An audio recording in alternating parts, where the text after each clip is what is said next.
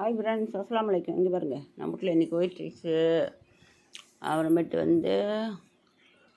என்ன குழம்பு வச்சேன், சாம்பார் வச்சேன்